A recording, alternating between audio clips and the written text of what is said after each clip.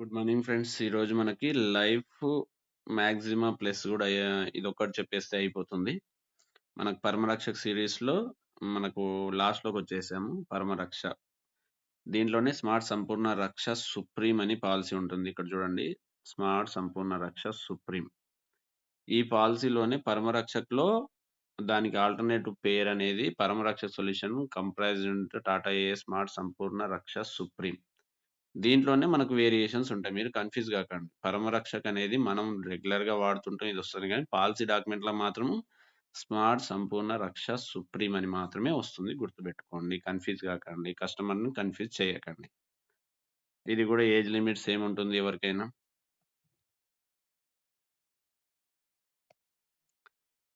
Final option. ఈ 5 వేరియేషన్స్‌లో మళ్ళీ నేనొకసారి అన్నీ గూడా ఓవరాల్‌గా డిఫరెన్సెస్ అనేది చెప్తాను.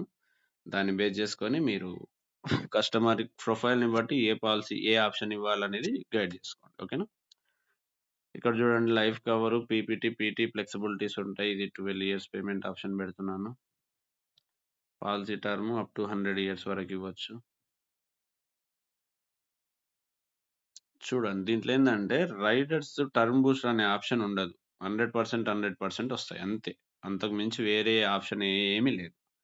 యాక్సిడెంటల్ డెత్, టర్మ్ బూస్టర్ అది ఇది కన్‌ఫ్యూజ్ అయితున్నాను అది ఇది అనుకున్నప్పుడు ఈ ఆప్షన్ చెప్తే చాలు. కాకపోతే ఈ ఆప్షన్ చెప్పడం వల్ల మనకి ప్రమోషన్ రిలేటెడ్‌గా, కమిషన్ రిలేటెడ్‌గా కొంచెం ఈపీ కాలిక్యులేషన్స్ ఒకసారి చూసుకోండి. ఎందుకంటే మనకు దానికి దీనికి డిఫరెంట్ ఏముండదు. ఫండ్ వాల్యూ కాలిక్యులేటర్ సేమ్, అందరికి సేమ్ ఉంటుంది. ఓకేనా? ఒకసారి మీకు పిక్చర్ చూపిస్తే మీకు అర్థమైతుంటది. హ్మ్. ఇది లైఫ్ మాక్సిమం. ఇది చూడండి. ఇదేంది, మార్కెట్ లింక్ రిటర్న్స్ ఉంటాయి. లైఫ్ ఇన్సూరెన్స్ కవరేజ్ ఉంటుంది. యూలిప్ రిలేటెడ్‌గా రిటర్న్స్ ఉంటాయి. Accidental death, accidental permanent disability, sum assured split ఏం కాదనమాట. స్మార్ట్ సంపూర్ణ రక్ష సుప్రీం 100% ఉంటుంది. యాక్సిడెంటల్ డెత్ 100% ఉంటుంది. యాక్సిడెంటల్ టోటల్ పర్మనెంట్ డిజబిలిటీ కూడా 100% ఉంటుంది. ఓకేనా?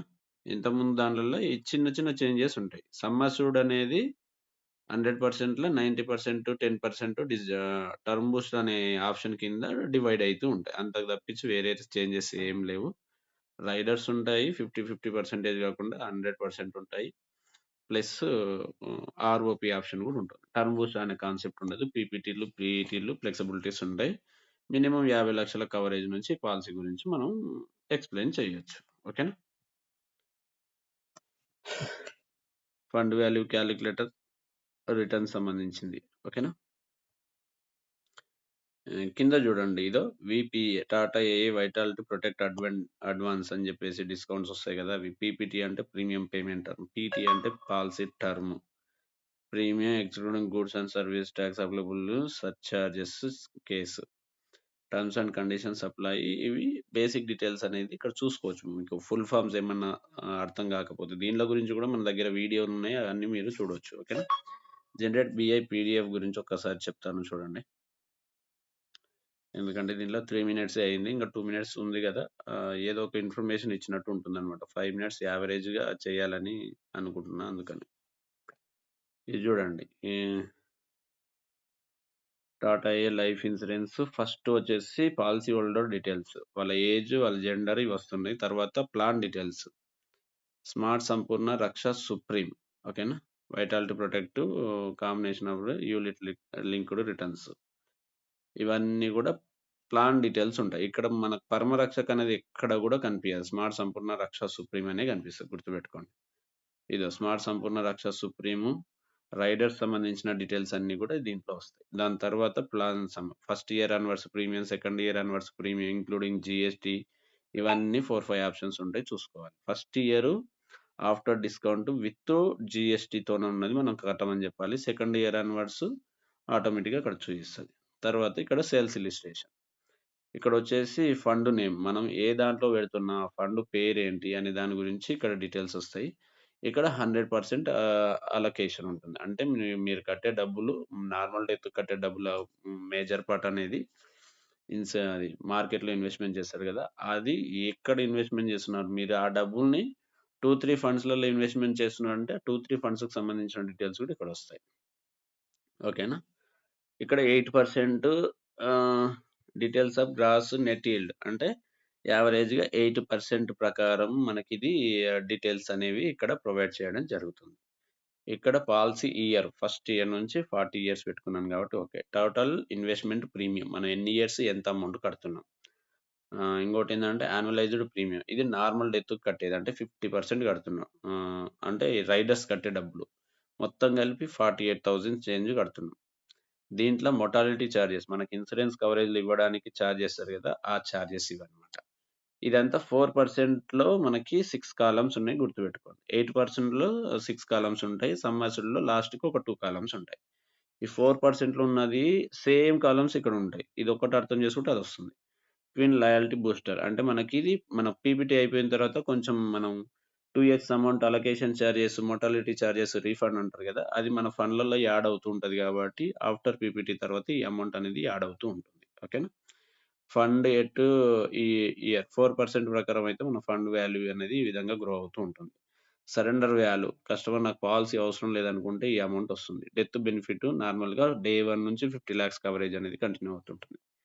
సేమ్ ఆప్షన్స్ 8% ప్రకారం ఇక్కడ ఎక్స్‌ప్లనేషన్. మోర్టాలిటీ చార్జెస్ అంటే ఇన్సూరెన్స్ కవరేజ్ ఇవ్వడానికి కంపెనీ చార్జ్ చేస్తది కదా! ఆ చార్జెస్ అన్నమాట. Other additions to the fund అంటే మనకు ఫండ్ మెయింటెనెన్స్ చార్జెస్ అని, ఫండ్ మేనేజర్ చార్జెస్ అని ఇట్లా 2, 3 టైప్స్ ఆఫ్ చార్జెస్ ఉంటాయి. అవి ఇన్ డీటెయిల్‌గా మనం ఎక్స్‌ప్లెయిన్ చేయాల్సిన అవసరం లేదు.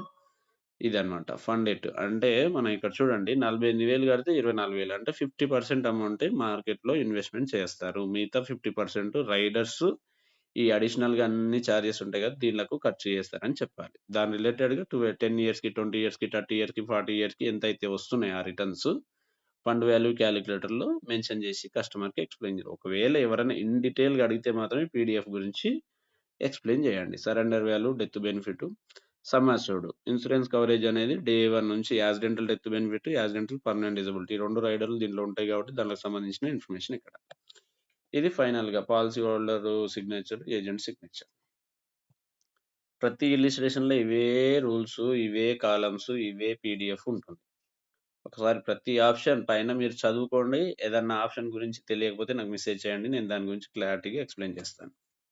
దీంతో పరమరక్షక్ పాలిసీలో ఉన్నటువంటి 5 వేరియంట్స్ గురించి బేసిక్ డీటెయిల్స్ ఇచ్చాను. మీరొకసారి కస్టమర్ ఏజ్ మీదే అనుకోని ఒక్కసారి 2 సార్లు ఎక్స్‌పీరియన్స్ చేయండి. ఏ దాంట్లో మినిమమ్ రూల్స్, రెగ్యులేషన్స్ ఏమేమి ఉన్నాయనేది మీకు తెలుస్తుంది. రేపు ఫైనల్ వీడియో నంబర్ 39, 40 అనుకుంటాను. ఫైనల్ వీడియో పరమరక్షకు సంబంధించిన అన్ని పాలిసీలకు సంబంధించిన డిఫరెన్సెస్ అనేది ఒక 5 మినిట్స్‌లో ఎక్స్‌ప్లెయిన్ చేయడానికి ట్రై చేస్తాను. దీంతో టర్మ్ ఇన్సూరెన్స్ కాన్సెప్ట్ అనేది మొత్తం క్లియర్ అయిపోతుంది. దాని తర్వాత ఇంక మిగతా ఆల్టర్‌నేటివ్ వీడియోస్ ఏమేమి ఉన్నాయో నేను ఒకసారి ప్లాన్ చేసి అప్డేట్ ఇస్తూ ఉంటాను. డైలీ ఒక వీడియో అయితే కంపల్సరీ పెడతాను. మిషన్ 100 వీడియోస్ అయితే కంపల్సరీ ఉంటాయి. ఓకేనా? Thank you so much. All the best each and everyone. Me comments, compliments please message me. I accept everything. Thank you so much.